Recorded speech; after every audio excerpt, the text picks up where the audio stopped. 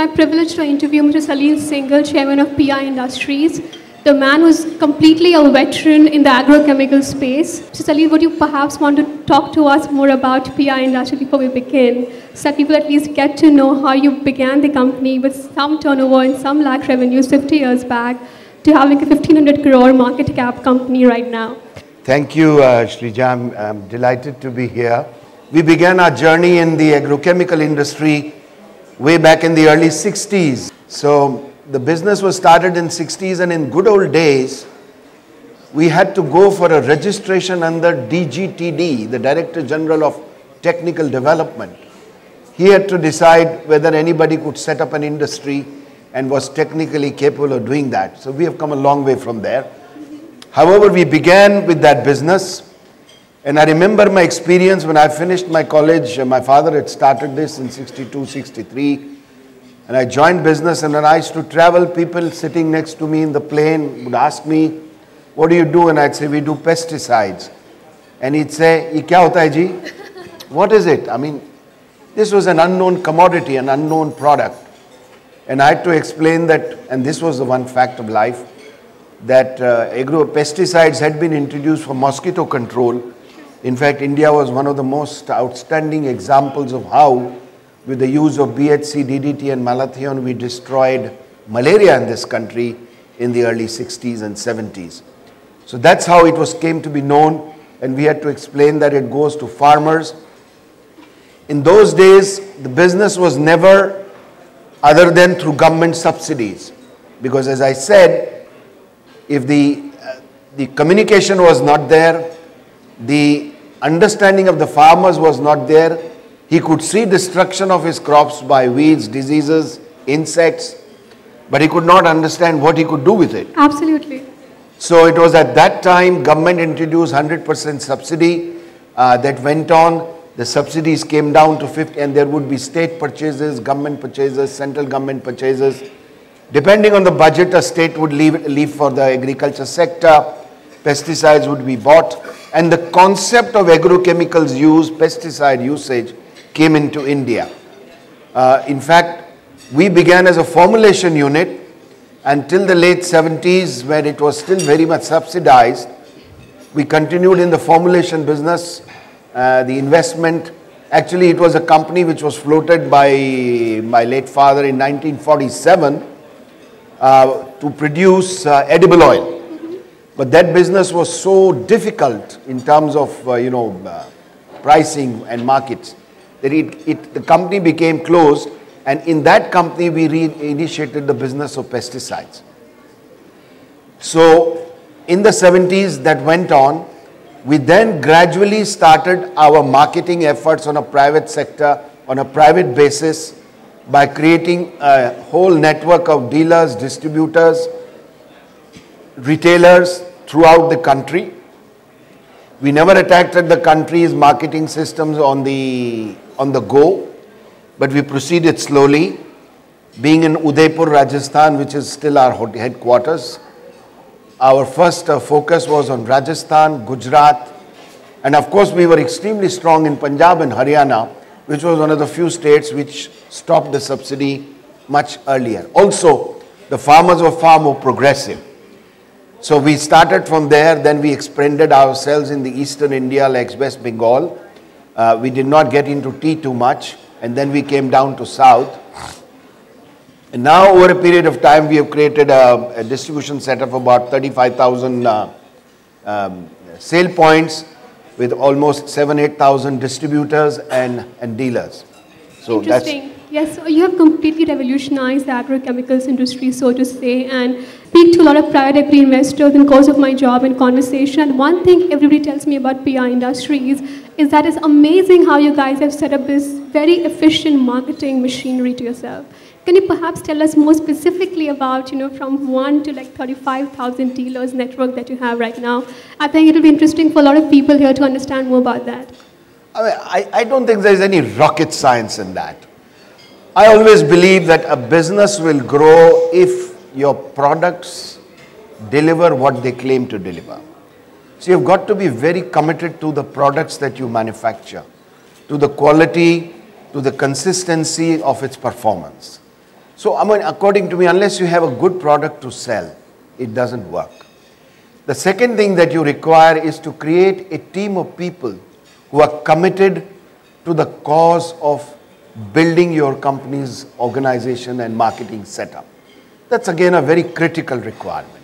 And we have had some outstanding people who have served our company for years and years together, have grown with the company. And the third important factor, which I strongly believe is in having very clear, transparent, and consistent marketing and sales policies. Our industry had come to a point once where they were selling goods on a payable when able basis. PI was one company which never did that. In fact, we had a rule that if the payments were delayed, we were collecting interest on the delayed payment. It wasn't that we wanted to make money out of the interest, but to communicate the message that if you are committed to pay the money in 45 days or 60 days, whatever be the terms, there's not going to be any compromise on that. And I will tell you that has stood us in very good stead. In fact, at industry forum meetings, I mean, many of my competitors would ask, how do you do that?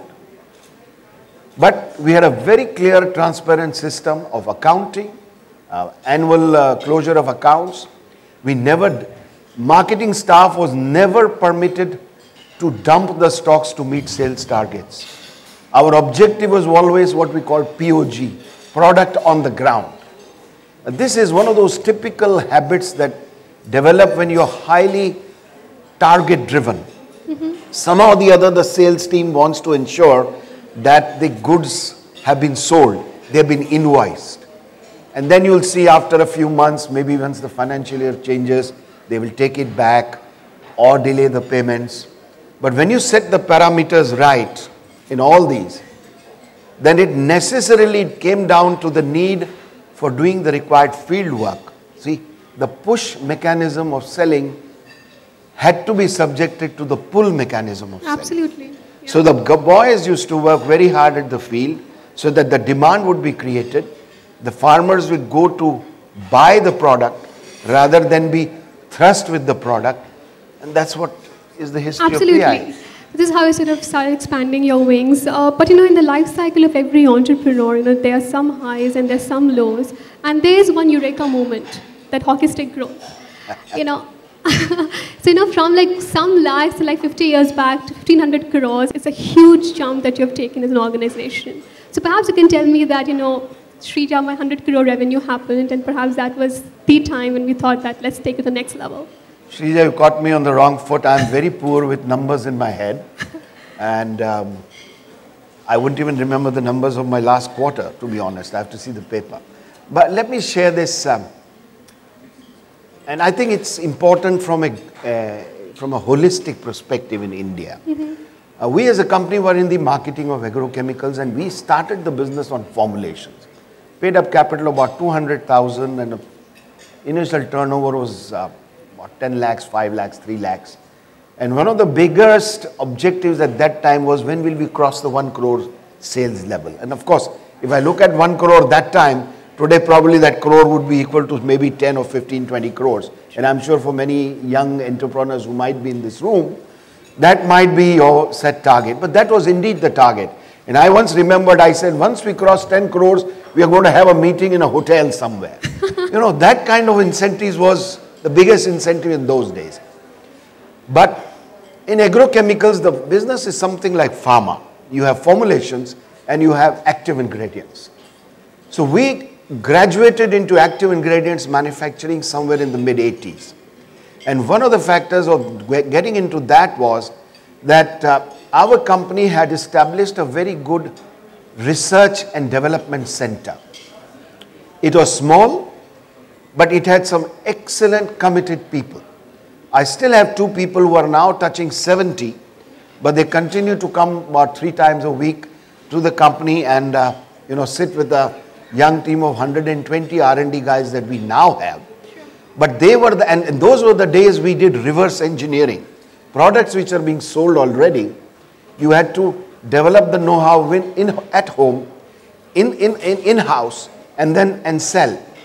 And I remember that we applied for the first one to DGTD again. And you know, it used to take about 2.5, 3 years to get a DGTD approval. God help this country, and that's why we are where we are today. We could have been there 20 years ago if we had done it better. Having said that, by the time we got and we had tied up for know-how supply with somebody.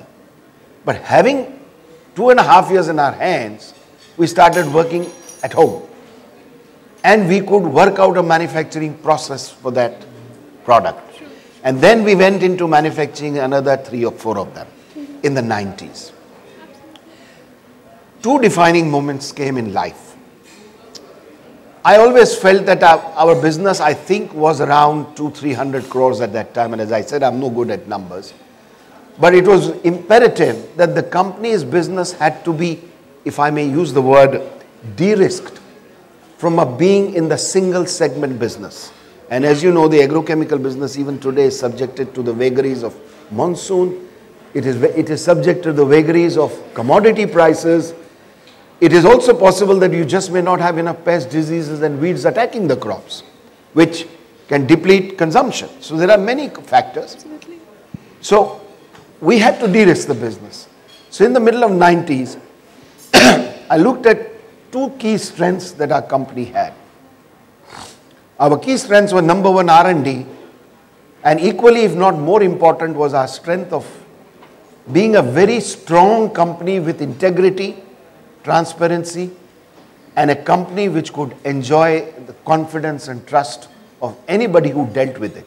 Whether he was an investor, whether he was my customer, whether it was my dealer, or he was my supplier, or he was my employee of our company.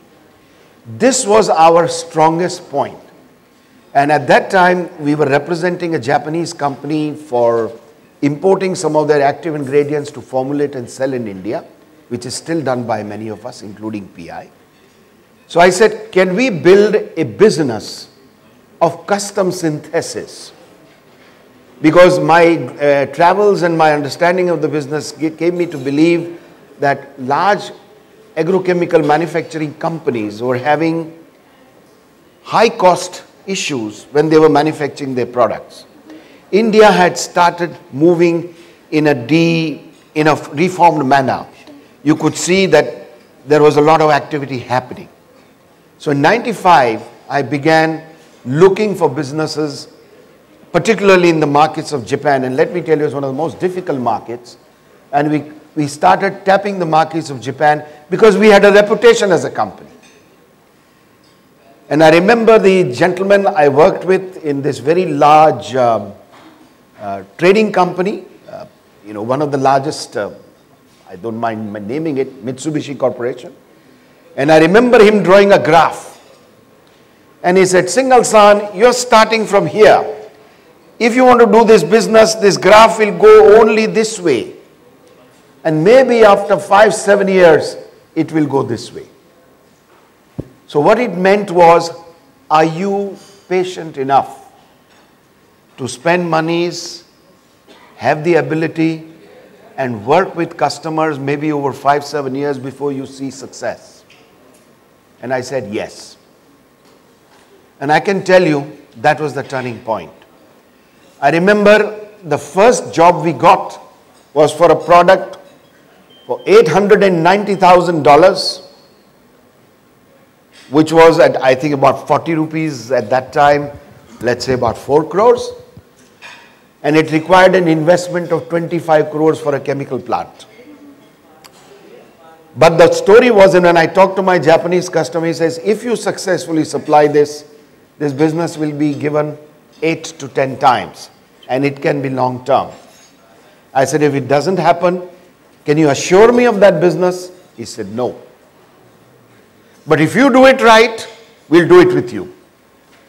Now that was a very important decision making. A small company, 25 crores of investment with an order book position of 4 crores. Do I take my CFO, who's now an executive director at my company? He said, "Sir, आप कर क्या रहे हैं?" मैंने कहा, मैं भी ये सोच रहा हूँ, मैं कर क्या रहा हूँ. So that's where the entrepreneurship came. And I was young, like many of you, 80s, I mean mid-90s. looking 17, 18 years ago. And we put up that facility. And ladies and gentlemen, that was the turning point. Today, our custom synthesis business is in excess of 500 crores a year.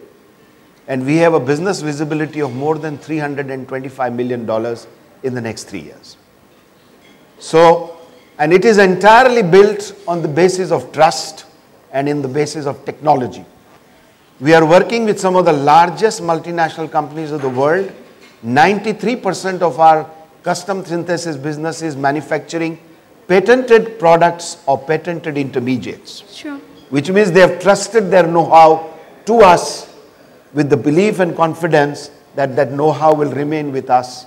And we have built in some very strong IPR protection systems. And that is what we work on. Absolutely. So half our business is in this area, sure, and the other half is in the agrochemicals business. Interesting. And that's a very important key takeaway for a lot of entrepreneurs here that often come up with this situation in their life cycle of entrepreneurship that should they pivot the company or not, or get into different lines of businesses and de-risk themselves. So what is your message or tip to these entrepreneurs in this room that what are you thinking when you make such decisions, and how should you not be cynical about some such things?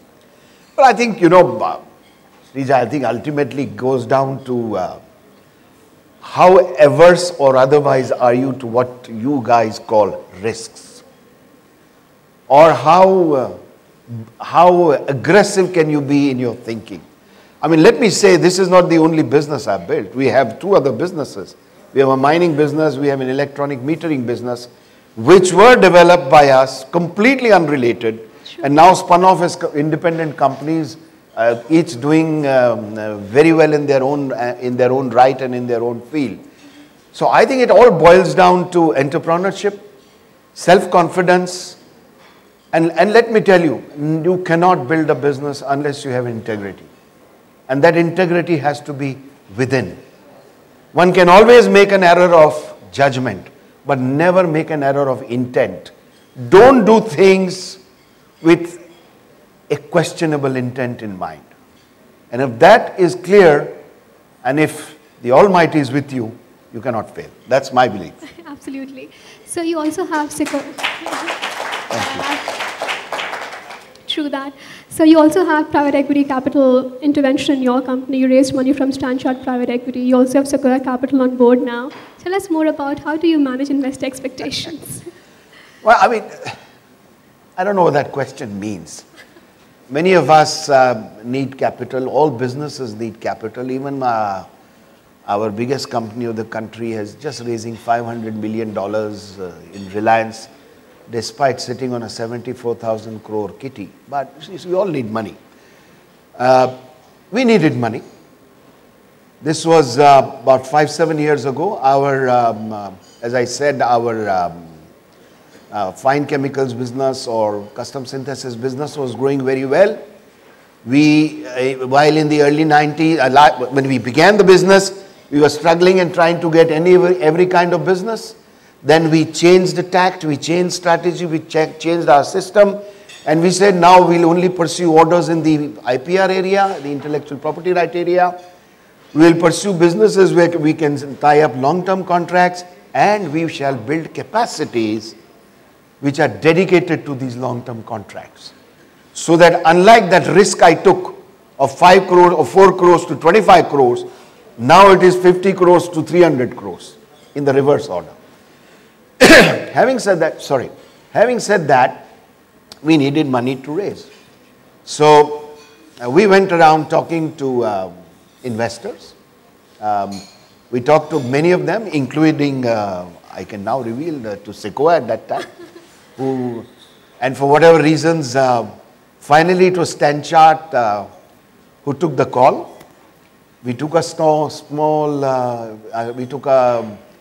we took about 50 crores worth of equity on a preferential basis with the usual clauses of if it doesn't sell, if it doesn't happen. You know, these investing community is a very smart lot. So for those looking for monies, take care of your agreements very carefully. And with all due respect to the investor community here. Anyway, that's in a lighter vein. But surely, they invested, and I think they have done brilliantly well. I think they're still holding to some shareholding.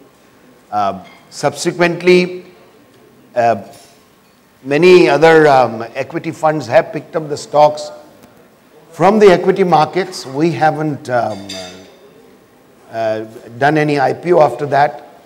And very recently, in fact, as recently as yesterday, we have closed a QIP,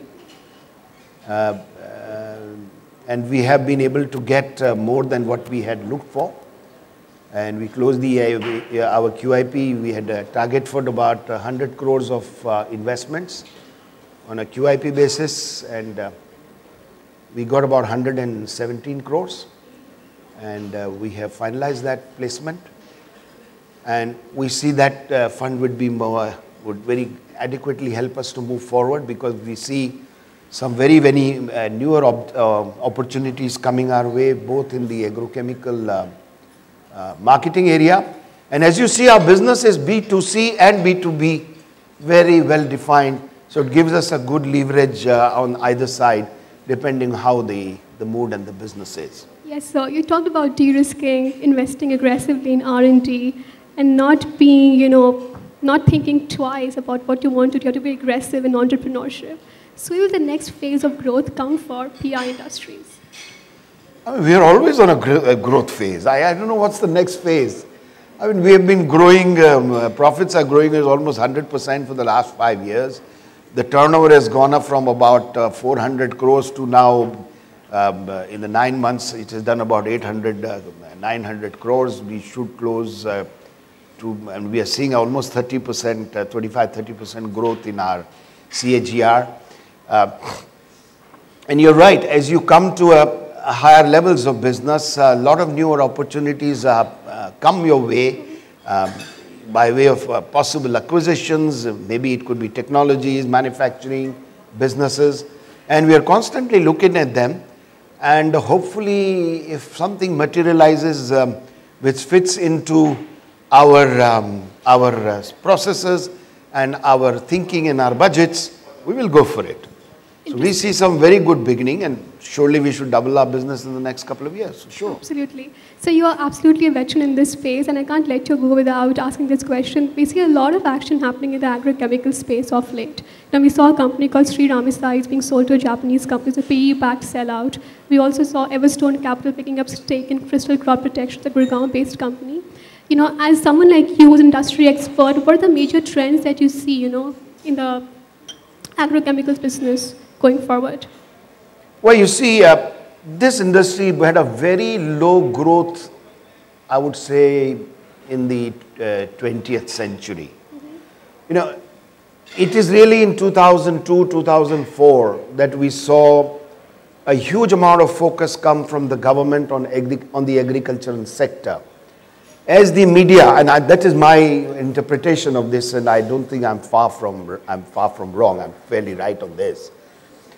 As the media and the reach of the country at large went to the rural sector, from expectations of prosperity, it went to aspirational expectations. The aspiration to grow. And it is very clear that nobody can grow, this country cannot grow unless there is inclusive growth in the rural sector. Absolutely. And the rural sector growth has to focus on higher agricultural productivity and value add to the entire agriculture value chain. The second important significant landmark, if I may say, has been the passing of the Patents Act in 2005. It's been going on for a long time. So now India is partners to the patent regime, which permitted a lot of multinational companies who are already operating here to introduce a variety and host of newer products, which itself has given a lot of fillip to the business, because these companies come with newer products, then they do a lot of good marketing work, and there is much more benefit to the farmer. The solutions are better.